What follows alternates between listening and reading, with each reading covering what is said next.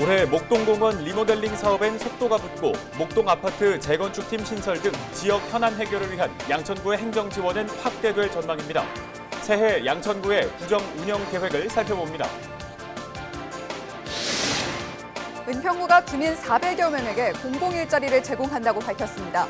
이번에 참여자를 모집하는 공공일자리는 코로나19 방역 지원과 지역 공동체 일자리 사업 등 모두 7개 분야입니다. 22일 새벽 양천구 신월동 주택가에 주차된 트럭에서 불이 났습니다. 이 불이 난 트럭 적재함에서 60대 남성 한 명이 숨진 채 발견됐습니다.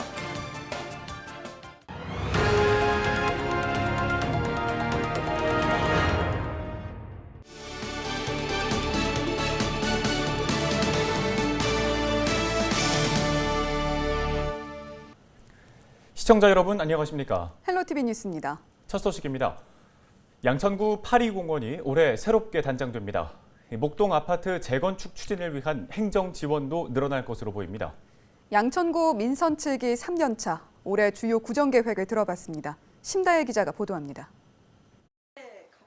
양천구는 민선 7기 올해 주요 공약 사업으로 목동 중심축 5대 공원 리모델링을 꼽았습니다.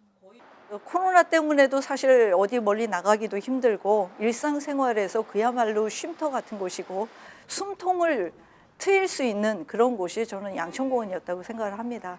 올해는 작년에 이제 주민들의 의견을 들어서 만든 그 설계가 바로 이제 파리공원입니다. 그래서 파리공원을 올해 이제 공사까지 다 마치고 또 주민들한테 보여드리면 그 만족도는 더 배가 될 거라고 보여지고요. 양천구는 스마트시티 조성 사업도 올해 주요 정책 과제로 진행 중입니다. 교통과 일자리 등 주민 생활 곳곳에 스마트 기술을 접목하겠다는 목표입니다. 우리가 전문가들하고 논의한 게 일상생활에서 접할 수 있는 스마트시티로서의 모습입니다. 우리가 자연스럽게 체감할 수 있도록 하는 것. 예를 들면 횡단보도, 스마트 횡단보도 얘기를 하고 있습니다. 학교 앞에 횡단보도에 제대로 신호등 지켜서 차가 쓰면 사고가 없습니다. 이제 그런 것들을 차선을 앞에서 경고를 주게 하는 그런 장치라든가. 지난해 16개월 된 아동이 양부모의 학대로 숨지면서 국민적 공분을 산 정인이 사건. 양천구는 아동학대 대응 업무를 하는 아동보호 전문관을 민간 인력으로 채용합니다. 정부가 3월부터 아동학대 피해 신고가 2번 이상 들어올 경우 피해 아동을 분리하도록 했는데 여기에 필요한 보호시설을 양천구에 드릴 수 있도록 하겠다는 계획입니다. 지금 서울 시내에 2군데밖에 없습니다. 그래서 이걸 좀 권역별로 설치를 하고 이 서남권에도 없기 때문에 서남권에 만약에 설치를 한다면 기왕이면 양천구에 설치하면 좋겠다라고 제안을 지금 한 바 있고요. 적극적으로 서울시에서 적극적으로 지금 검토하고 있다는 것도 좀 말씀을 드립니다. 양천구는 올해 목동 재건축팀을 신설하는 등 목동 아파트 재건축 추진을 위한 행정 지원에도 힘쓸 예정입니다. 헬로티비 뉴스 심다혜입니다. 은평구가 공공 일자리 사업에 참여할 주민을 모집합니다. 은평구는 구 예비비 19억 5천만 원을 투입해 3월부터 4개월 동안 419명에게 공공 일자리를 제공한다고 밝혔습니다. 코로나19 방역 지원 등 지역 방역 일자리 사업과 바리스타 양성 사업 등 지역 공동체 일자리 사업 등을 포함해 7개 분야입니다. 신청을 원하는 주민은 동주민센터에 방문해 신청서를 제출하면 됩니다.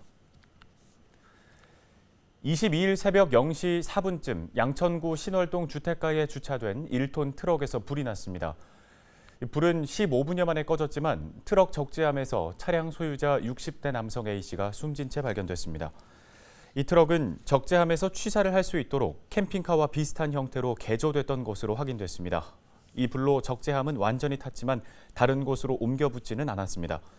경찰과 소방당국은 합동 감식을 통해 화재 원인을 조사하고 있습니다. 양천갑 더불어민주당 황희 의원이 문화체육관광부 장관 후보자로 내정됐습니다. 황희 후보자는 20대, 21대 총선에서 당선된 재선 국회의원으로 노무현 정부 청와대 행정관과 더불어민주당 홍보위원회 위원장, 원내 부대표 등을 지냈습니다.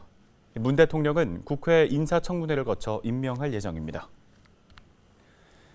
더불어민주당 은평갑 박주민 의원이 오는 4월 7일 치르는 서울시장 보궐선거에 출마하지 않겠다고 밝혔습니다. 박 의원은 서울시장 보궐선거 더불어민주당 후보로 거론돼 왔는데요. 지난 20일 자신의 SNS 계정을 통해 서울시장 선거에 출마하지 않는 것으로 결정했다고 밝혔습니다.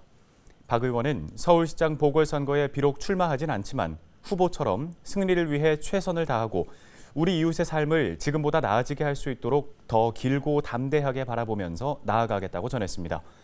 그러면서 출마를 권유해 주셨던 많은 분들께는 감사의 마음을 전한다며 이 글이 멈추지 않고 나아가겠다는 약속이라고 생각해달라고 덧붙였습니다.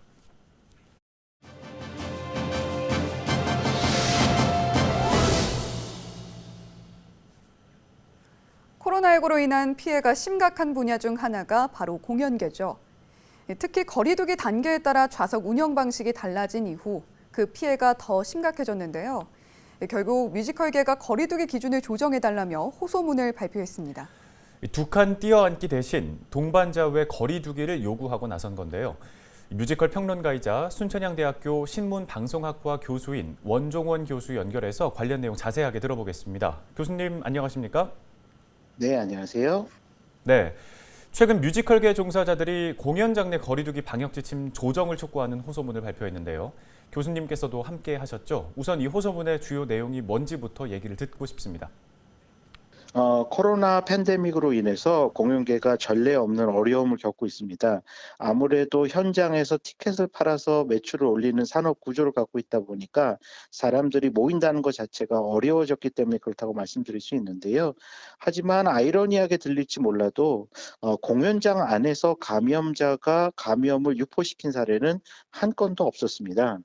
그 얘기는 무슨 얘기냐면 공연을 보러 온 사람들이 마스크를 끼고 대화를 하지 않고 같은 방향을 바라보며 환호도 하지 않고 박수만 치는 이 극장 환경에서는 사실 사람들이 모이기는 하지만 이 코로나가 전염이 될 확률은 과학적으로 봤을 때 그리 높지 않다고 말씀드릴 수 있는데요. 하지만 이 코로나 사태가 점점 그 거리두기가 강화되면서 한 자리 건너뛰기, 더 나아가서 지금 2.5단계에서는 두 자리 건너뛰기를 실현을 하도록 강제를 하고 있는 상황입니다. 지금 동반자 외 거리두기 정책을 적용했으면 좋겠다라고 주장하는 이유도 바로 거기에 근간을 두고 있는데요. 동반자들이 같은 집에서 온 사람들, 집에서 다 마스크 쓰고 있지 않잖아요. 그리고 동반을 했다는 얘기, 예를 들어서 공연을 보기 전에 저녁 식사를 하러 갔다고 상상을 해본다면요. 저녁 식사하러 가서는 그 동반자 2인이 가서 마스크 벗고 음식 먹으며 대화도 나누는데 공연을 보러 와서는 그 사람들이 거리를 두고 앉아야 된다는 얘기죠. 그거는 사실은 앞뒤가 맞지 않는 이야기죠. 예, 공연장 내에서는 아직까지 감염 사례가 없다 이런 얘기를 해주셨는데요. 저도 뮤지컬 보는 걸 좋아합니다만 조금은 불안하긴 하더라고요. 이 밀폐된 공간에 다수의 사람들이 모여 있으면 위험하지 않나 이렇게 반문하는 분들도 계실 것 같습니다. 교수님 입장은 어떠십니까? 감염이란 건 비말 감염입니다. 지금 과학적으로 증명된 것은 코로나는 비말 감염, 비말 형태가 다른 사람에게 접촉이 되면서 나타나는 감염이라는 것이 과학적으로 증명이 되어졌죠. 마스크를 끼고 대화를 하지 않고 비말이 감염되려면 사실은 대화를 하거나 마스크를 쓰지 않고 있어야 되는데요. 마스크를 쓰고 대화를 하지 않고 한 방향을 바라보면은 당연히 그것은 비말 감염이 될 가능성이 굉장히 아주 극적으로 줄어들 수밖에 없다고 말씀드릴 수가 있습니다. 네, 이 호소문 내용과 교수님 의견 잘 들었습니다. 이 코로나19 사태가 1년이 넘었잖아요. 장기화되면서 공연계 종사자분들의 어려움도 점점 커지고 있을 것 같은데 현재 상황을 좀 짚어주실까요? 공연은요, 매일 밤 라이브로 재현이 되는 예술 장르입니다. 그러다 보니까 이 분야에 관계된 사람들이요, 단순히 무대에 등장하는 배우만 있는 게 아닙니다. 그 뒤에 수많은 스태프들이 있고요, 제작진이 있고요, 많은, 뭐 적게는 수십 명에서 대극장 공연 같은 경우는 수백 명이 관여된 일자리가 한 공연에 결부되어 있다라고 말씀드릴 수 있습니다. 공연 자체가 수익을 창출하지 못하고 진 것 같은 좀 비과학적이고 막연한 두려움 때문에 막을 올리지 못하게 되면요. 이 사람들이 전부 실직자가 됩니다. 이 사람들이 전부 수입을 얻을 데가 없습니다. 예, 공연을 하고 예술을 한다는 이유 때문에 이 사람들을 실직자로 몰아낸다. 더군다나 이런 비과학적인 편견 때문에 그렇게 한다는 거는 저는 굉장히 큰 문제가 있다고 생각합니다. 실제로 이 공연 분야에 굉장히 알만한 배우들이 지금 이 위기를 극복하기 위해서요. 아르바이트 현장으로 지금 나가는 경우도 많습니다. 제가 꼭 그 어떤 뭐 직업에 귀천은 없다고 저도 물론 믿고 있기는 하지만요. 무대에 서서 연기를 하고 노래를 하고 그런 그 예술을 해야 되는 사람들이 일용직 노동자로 혹은 택배 노동자로 현장에 나가서 살아남기 위한 고군분투를 펼치고 있습니다. 저는 이 사람들이 다시 이런 잘못된 편견으로부터 벗어나서 최소한 이 고사되지 않을 정도 수준에서의 활동은 충분히 보장받아야 한다고 생각을 합니다. 예, 코로나19로 공연계 정말 많이 어렵습니다. 어떤 지원책이 마련되어야 한다고 보시는지요? 사실 여러 가지 지원책들 모색해야 됩니다. 경제적인 지원, 또 여러 가지 그 혜택들이라든지요. 이분들이 이런 위기 상황에서도 계속 다양한 예술 활동을 펼칠 수 있는 방안들에 대해서 고민을 해야 한다고 생각합니다. 일각에서는 공연을 영상화하는 새로운 흐름에 대한 기대들도 등장을 하는데요. 이런 부분에 대한 재정적 지원, 특히 소비자에게 지원을 주는 것이 아니고요. 생산자, 예술가, 크리에이터들을 도울 수 있는 정책적 지원 방안 같은 것들을 많이 모색을 해야 됩니다. 대중에 영합하려 한다고 할까요? 자꾸만 우리나라의 이 정책 위반자들이나 혹은 관계된 분들은 이 소비를 진작시키거나 소비에 도움을 주는 방법의 지원책들을 내놓는 경우가 많습니다. 하지만 그거는 사실은 주객이 전도된 경우라고 말씀드릴 수가 있죠. 만드는 사람들이 이미 고사되어졌는데 아무리 티켓 가격 반값으로 하고 국가가 그것들을 도와준다 이런 부류의 뜬구름 잡는 얘기를 하는 거는 저는 아주 잘못된 접근이라고 생각을 합니다. 실제적으로 만드는 분들, 크리에이터들이 이 위기에서 극복하고 다시 이 코로나가 극복되어진 세상에 왔을 때 한국 문화의 우수성을 전 세계에 알릴 수 있는 그런 계기를 얻을 수 있도록 이분들을 경제적으로 혹은 이분들의 활동을 보장해주고 이분들이 살아남을 수 있는 기회를 제공해야 한다고 생각합니다. 네, 잘 알겠습니다. 요즘 자영업자나 프리랜서 지원책 두고 여러 가지 이야기들 나오고 있는데 공연계 배우 또 스태프를 비롯해서 공연계 종사자들 말 그대로 직격탄을 맞고 있습니다. 말씀해 주신 대로 공연을 소비하는 쪽에만 지원이 이루어질 게 아니라 보다 다각적인 측면에서 논의가 돼야겠습니다. 오늘 도움 말씀은 여기까지 듣겠습니다. 지금까지 뮤지컬 평론가 원종원 교수였습니다. 지역 소식 이어갑니다. 은평구는 코로나19로 어려움을 겪는 중소기업과 소상공인에게 운영자금을 지원하기 위해 중소기업 육성기금 융자 신청을 받는다고 밝혔습니다. 융자 대상은 은평구에 사업장을 두고 사업자 등록을 한 지 1년 이상 지난 중소기업인과 소상공인으로 지원 규모는 모두 50억 원입니다. 숙박이나 음식점업, 부동산업 등 기타 사치향락이나 투기를 조장하는 업종은 제외합니다. 올해 융자 지원 금리는 0.8%입니다.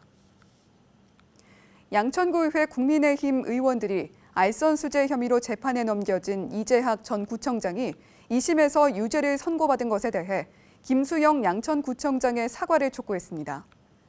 국민의힘 의원들은 21일 양천구청 앞에서 집회를 열고 김수영 구청장이 구민들에게 사과하고 자리에서 물러나야 한다는 내용의 성명서를 발표했습니다. 의원들은 현 구청장의 남편인 이재학 전 구청장이 2번이나 법의 심판을 받았다며 권력형 비리에 연관된 구청장이 책임을 통감하고 구민들에게 사죄해야 한다고 밝혔습니다. 한편 김수영 양천구청장은 이재학 전 구청장의 2심 판결 결과에 대해 남편의 문제가 저의 문제라며 주민께 송구하다는 뜻을 밝혔습니다. 그러면서도 대법원의 판결을 기다리겠다며 야당 의원들의 사퇴 촉구에 대해서는 주민들이 판단하고 결정할 일이라고 선을 그었습니다. 다음 소식입니다. 코로나19가 발생한 후 버스와 지하철 등 대중교통을 통한 감염 사례가 확인된 건 아직까지는 없습니다. 하지만 이 좁게 밀착한 공간에서 우리가 모르는 사이에 바이러스가 전파됐을 가능성도 무시할 수는 없는데요. 대중교통을 이용하다가 확진자와 동선이 겹치면 정보를 알려주는 애플리케이션이 출시됐습니다. 구균진 기자가 취재했습니다. 콩나물 시루 같은 만원 버스와 지하철에 몸을 싣는 사람들. 다닥다닥 좁게 붙은 거리는 사회적 거리 두기를 무색하게 합니다. 지금 한 300~400명씩 되는데 그중에 한 사람이 또 타거나 아니면 무증상 감염자가 탔을 때 이렇게 같이 마스크를 썼다고 해서 100% 방역이 안 되는 걸로 알고 있어요. 이제 애플리케이션 하나면 대중교통 이용 시 확진자와 동선이 겹치진 않았을까 하는 우려를 내려놓을 수 있게 됐습니다. 개인의 위치와 교통카드 승하차 정보 등 이동 데이터를 분석해 감염자와 동선이 겹치면 확진자의 이동 시간과 탑승 구간 등의 알람이 뜹니다. 내가 탄 버스나 택시 등 대중교통 기사가 확진됐을 때도 자신이 다녀간 건물이나 근처에서 발생한 확진자 정보도 확인해 볼 수 있습니다. 시민들의 불안감은 덜고 확진자와 접촉이 의심되는 사람들은 신속하게 선제 검사를 받을 수 있을 것으로 기대됩니다. 다만 앱이 현재 안드로이드 버전만 개발된 만큼 아이폰 이용자도 사용하기까진 다소 시간이 걸릴 것으로 보입니다. 상반기까지 아이폰을 이용하시는 시민들도 이용하실 수 있도록 조치하겠습니다. 서울시는 혼잡도가 덜한 경로 추천과 저상버스 예약 등 다양한 추가 서비스를 포함해 2022년까지 기능을 단계적으로 완성해갈 계획입니다. TBS 구균진입니다. 겨울철 도로에 내린 눈이나 비로 도로면이 얇게 얼어붙는 현상을 블랙 아이스라고 하는데요. 겨울철 교통사고의 주요 원인 중 하나입니다. 매년 1월이 블랙아이스 현상으로 사고가 가장 많이 발생하는 기간이라고 하는데요. 운전자들의 각별한 주의가 필요합니다. 보도에 홍승현 기자입니다. 부서지고 옆으로 쓰러진 승용차와 트럭이 도로 위에 뒤엉켰습니다. 속도를 줄이라는 신호에도 속수무책으로 미끄러집니다. 결국 차량 40대가 연쇄 추돌하면서 도로는 아수라장이 됐습니다. 비슷한 상황은 지난 겨울 강원도에서도 발생했습니다. 브레이크를 밟아보지만 속도가 줄어들기는커녕 되려 방향을 잃어 20중 추돌 사고로 이어졌습니다. 원인은 모두 블랙아이스, 도로에 내린 눈이나 비가 얇게 얼어붙는 현상입니다. 얇고 투명한 얼음이 검은 아스팔트에 그대로 비쳐 눈으로 구별하기도 어렵습니다. 운전자에게는 도로가 젖어 있는 것처럼 보이기 때문에 사전에 대비하기가 쉽지 않습니다. 지난달 행정안전부가 발표한 자료를 보면 최근 5년 동안 얼음으로 인한 교통사고는 모두 5,042건. 특히 평균 최저기온이 영하권으로 떨어지는 1월에 가장 많은 사고가 발생했습니다. 또 밤사이 기온이 내려가면서 오전 6시에서 10시에 전체 사고의 40%가 집중됐습니다.